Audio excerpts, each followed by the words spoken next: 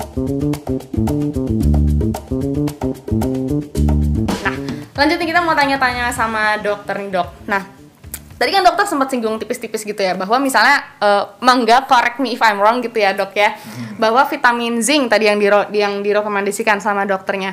Nah dok, kan memang kebutuhan akan jumlah vitaminnya seberapa atau dosis setiap merek vitaminnya mungkin beda-beda gitu ya dok ya. Tapi sebenarnya apa sih dok yang paling dibutuhin sama masyarakat sekarang gitu, selain zinc tadi yang sudah disinggung oleh dokter? Kalau aku sih sering dengar sebenarnya vitamin C sih dok, kayaknya apalagi yang 1000 miligram itu iya, kan bener kebanyakan banget. dijual di toko-toko, Bener-bener. supermarket. Nah, itu yang selalu hampir setiap hari dikonsumsi oleh kita, apalagi orang-orang awam begitu ya. Benar-benar, dan setiap di remind gitu ya, jangan lupa minum vitamin C gitu. Nah ini bener nggak sih dok, sebenarnya tipe suplemennya seperti apa yang paling dibutuhkan kita sih dok? Oke, jadi ini kalau kita konteksnya dalam pandemi ya, situasi pandemi memang sebaiknya cari vitamin yang ada vitamin C-nya, ada vitamin D dan juga zinc. Selain itu, boleh juga konsumsi multivitamin yang ada vitamin yang lain nih. Contohnya vitamin A, B, E, dan juga selenium. Karena vitamin ini yang memang sudah ada jurnalnya, ini terbukti bisa membantu menghambat replikasi atau bersifat antioksidan dari virus COVID sendiri. Gitu. Jadi cara ingetnya gimana? A, B, C, D, E, gampang kan? Vitamin A, B, C, D, E, lalu zinc dan selenium. Tambahannya itu. Oke. Gitu. Ada lagi yang saya belum sebutkan, yaitu apa? Yaitu omega 3. Nah, omega 3 ini kenapa juga dibutuhkan? Karena ternyata dari penelitiannya ya, omega 3 ini bisa membantu menghambat peradangan di dalam tubuh. Nah, seperti kita ketahui ya, kalau kita terkena penyakit apapun itu yang ada, sel radang kita meningkat. Jadi perlu ditekan. Nah, salah satunya dengan omega 3. Nah, cara ini ya, bagaimana kita tahu kalau asupan makanannya itu sudah cukup, atau makanan seperti apa yang sudah terbilang cukup gitu. Jadi konsumsi vitaminnya mungkin gak usah terlalu banyak gitu. Makanannya seperti apa Jenis ya dok makanan ya? apa Benar. atau Atau sayur-sayuran porsinya seperti juga, apa, porsinya seperti apa? Mungkin bisa Oke. dijabarkan dok. Nah, jadi dalam sehari-hari kita nih perlu yang namanya gizi seimbang ya. Yang pertama karbohidrat. Karbohidrat itu kan contohnya nasi, gandum, jagung, roti gitu ya. Nah, karbohidrat ini kita perlu 3 sampai 4 porsi per hari. Nah, ini masih boleh nih makan. Oke. Lalu yang kedua terbanyak itu apa? Sayur dan buah-buahan. Nah, sayur dan buah-buahan ini diperlukan sampai 5 porsi per hari. Jadi 5 porsi itu terdiri dari keduanya nih. Misalnya sayurnya 3 porsi, buahnya 2 porsi, atau kebalikannya juga nggak masalah. Pokoknya dalam sehari harus 5 porsi sayur dan buah. Ya. Gitu. Dan sebaiknya sayur dan buahnya juga yang warnanya ini berwarna-warni ya. Karena beda warna, vitaminnya beda.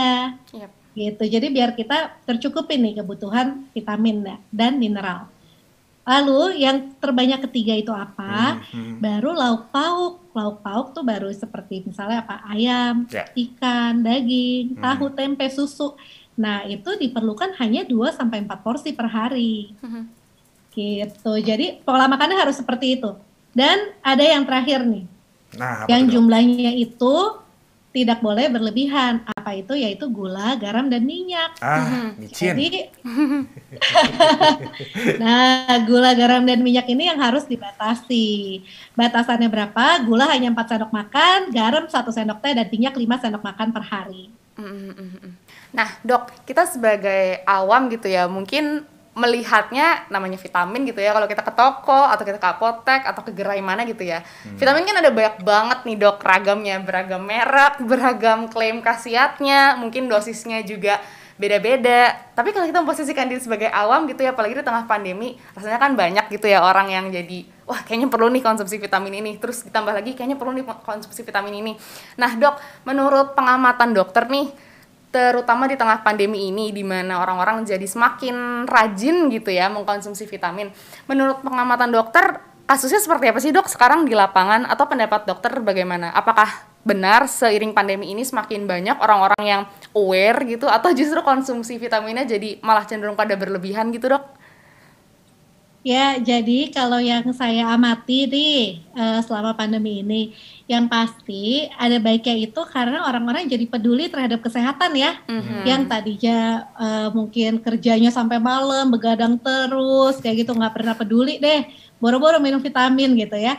Sekarang jadi lebih aware gitu. Jadi, oh memang harus sehat nih buat tercegah terkena penyakit apapun gitu ya. Tapi ada buruknya juga nih. Buruknya apa? Orang-orang tuh cenderung itu dia banyak yang beli vitaminnya itu langsung dosisnya berlebihan. Jadi saya menemukan beberapa seperti itu. Jadi misalnya ada yang bilang ya, misalnya vitamin C bagus gitu. Oke, wah bagus, minumnya langsung over banget gitu. Bisa 3 kali 1000 miligram. Nah itu kan tentunya terlalu berlebihan gitu, buat apa minum sebanyak itu gitu. Jadi memang harus hati-hati juga nih, apalagi vitamin dan mineral ini kebanyakan banyak yang bisa dibeli bebas ya gitu, malah orang-orang langsung ngeborong bisa sampai habis semua tuh. Gitu. Jadi hati-hati karena udah kalap takut kehabisan vitamin di apotek dan juga tempat-tempat obat lainnya begitu ya. Iya benar, malah yang ada diborong gitu. Nah sebaiknya jangan juga nih, karena kan yang pertama buat apa, nggak berguna juga kalau minumnya dengan dosis yang over seperti itu. Dan lagi kan kebiasaan menimbun itu juga tidak baik ya, mendingan kita kasih kesempatan ke orang lain yang memang lebih butuh gitu.